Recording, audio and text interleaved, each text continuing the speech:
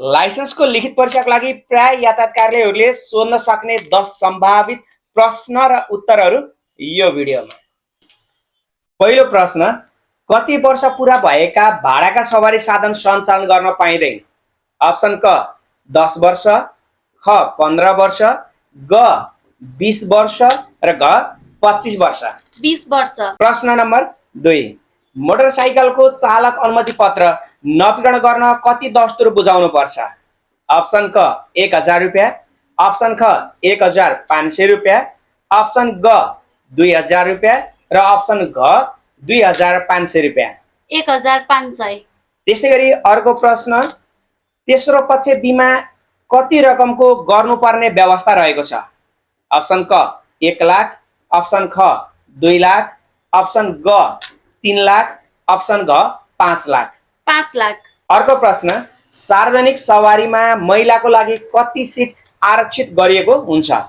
Option क 2 seat, option ख 3 seat, option ग 4 सिट र अप्सन घ 5 सिट। 2 सिट। अर्को प्रश्न, बिलबुक कति अवधिसम्म नवीकरण नगराए स्वतः रद्द हुन्छ?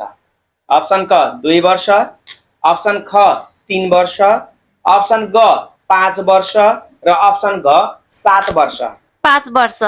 त्यस्तै गरी अर्को प्रश्न, इन्जिनको पार्ट पूर्जालाई चिल्लो बनाउने काम केले गर्छ? अप्सन क मोबिलले, अप्सन ख पेट्रोलले, अप्सन ग डिजेलले, अप्सन घ कुनै पनि होइन। मोबिलले। अर्को प्रश्न, सवारी चालक अनुमति पत्रको प्रतिलिपिको लागि लाग्ने दस्तुर कति हो? 500, 1000, 1500 र 2000 रुपैयाँ। 500। त्यस्तै गरी अर्को प्रश्न, सवारी दर्ता प्रमाण पत्र कति अवधिमा नवीकरण गर्नुपर्छ? अप्सन क 6 महिना, अप्सन ख 1 वर्ष, अप्सन ग 2 वर्ष र अप्सन घ 5 वर्ष। 1 वर्ष।